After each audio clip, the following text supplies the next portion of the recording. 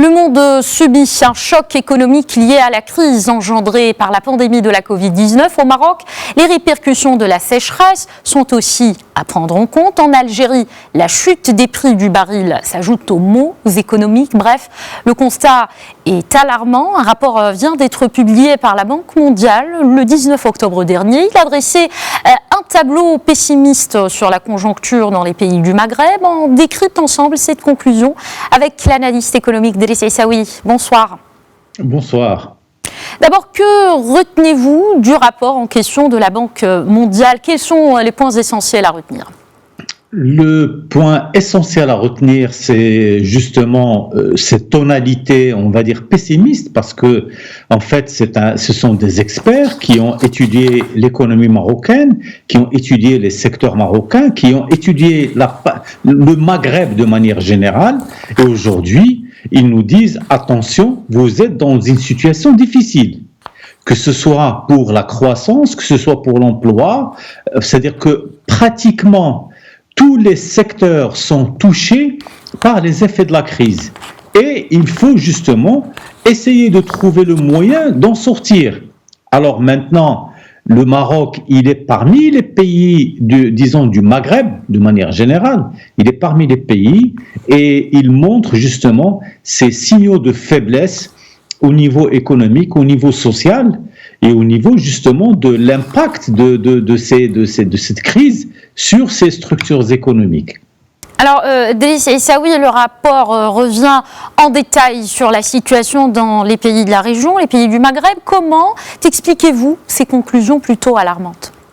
Vous savez, si vous lisez le rapport, vous allez trouver que c'est une conclusion normale. Pourquoi ?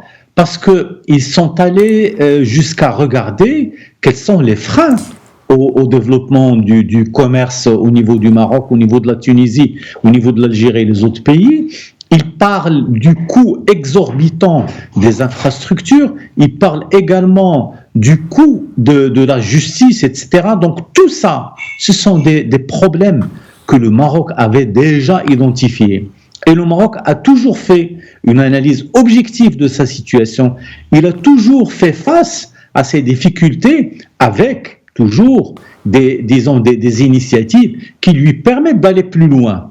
Mais le problème, c'est que nous sommes dans une économie qui ne fonctionne pas comme elle devrait l'être. Et d'ailleurs, le rapport le souligne. Il dit que la solution idéale pour les pays du Maghreb, même, c'est-à-dire, il fait même la remarque que les pays de l'UMA échangent très très peu de choses entre eux, 2,5, alors que l'idéal serait que les pays du Maghreb puissent échanger entre eux, faire la coopération la plus proche possible de leur pays et essayer d'aller plus loin, essayer de trouver justement les solutions qui permettent aux économies des pays du Maghreb de s'épanouir et de donner le meilleur d'eux-mêmes. D'accord, Driss Essaoui, alors on l'a compris, la situation est compliquée. Est-ce que les pays de la région sont logés à la même enseigne ou bien il y a ceux qui vont pouvoir finalement tirer leur épingle du jeu et comment peuvent-ils s'en sortir ? En fait, le rapport fait une seule exception, c'est celle de l'Égypte. Il dit que l'Égypte, ils ont une capacité de croissance qui est beaucoup plus intéressante que les autres pays et qu'ils peuvent s'en sortir. Mais pour le reste, tous les pays sont logés à la même enseigne. Nous avons tous les mêmes problèmes. Nous avons des problèmes de croissance, nous avons des problèmes d'emploi.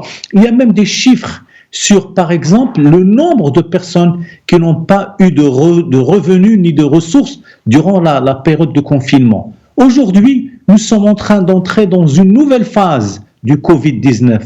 Et comment on va pouvoir affronter cette situation? C'est pour ça que le Maroc a essayé de réfléchir de manière très objective sur sa situation pour pouvoir d'abord relancer la croissance économique et aussi lutter contre les effets sociaux de cette crise. D'accord, Driss Essaoui. Alors, plusieurs secteurs justement ont été frappés d'ailleurs à travers le monde, y compris donc dans les pays du Maghreb, face aux secteurs qui souffrent le plus. On parle notamment du tourisme. Y a-t-il des activités économiques qui vont pouvoir se développer aujourd'hui ? Enfin, très probablement. Vous savez, d'abord, il y a la sortie que les experts de la Banque mondiale ont montré, qu'il faut travailler ensemble, qu'il faut travailler, privilégier les économies de proximité, travailler un pays voisin avec l'autre. Mais alors maintenant, s'il faut penser à des secteurs qui vont pouvoir nous porter vers la croissance, il y a bien entendu le tourisme. Il faut trouver le moyen de faire évoluer le tourisme vers des objectifs beaucoup plus ambitieux. Surtout que beaucoup de pays maghrébins comptent justement sur le tourisme, qui représente quand même un pourcentage assez important de leur PIB. Mais c'est-à-dire, il y a le fait que ça représente une grosse part du revenu des citoyens, mais en même temps, c'est une activité qui est en panne aujourd'hui. Que ce soit le tourisme intérieur, le tourisme national ou le tourisme à l'étranger, parce que personne ne veut bouger, personne ne veut faire fonctionner ce secteur vital pour un pays comme le Maroc ou la Tunisie ou même l'Égypte. Donc, nous attendons si on peut développer cette activité, ce serait excellent. Mais vous savez, de toute manière, le Maroc a déjà pris des initiatives très intelligentes dans ce sens. Alors, Driss Essaoui. Oui, je vous en prie. Alors, ce que je voulais dire, c'est que quand vous regardez le projet de loi de finances 2021, quand vous regardez la loi rectificative des finances, vous trouvez qu'il y a déjà une réflexion très profonde qui a été faite sur... Oui. Justement, Driss Essaoui, le Maroc a anticipé, il a déjà fait son propre diagnostic et le projet de loi de finances, justement, projet PLF 2021, porte justement sur les éléments de réponse à cette crise. Qu'en pensez-vous de ce point ? Vous savez, c'est la meilleure façon que le Maroc ait pu trouver, parce qu'en fait, on va combiner entre une approche économique, donc la relance de l'activité économique pour un certain nombre de secteurs qui bénéficient donc de l'intérêt des opérateurs marocains, mais surtout avec une opération très importante au niveau de tout ce qu'on peut appeler la couverture sociale.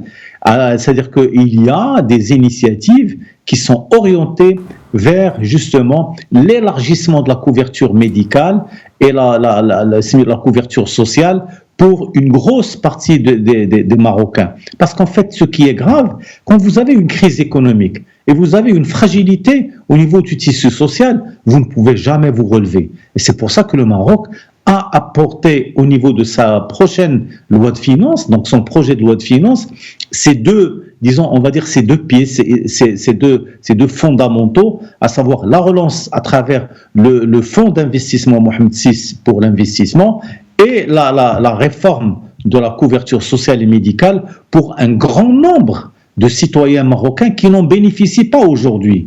Par exemple, l'indemnité pour la perte d'emploi, elle va devenir effective.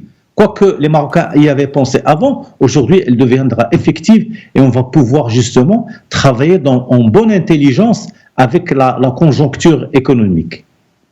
Merci beaucoup, Driss Essaoui, analyste économique, pour cette lecture. Merci encore une fois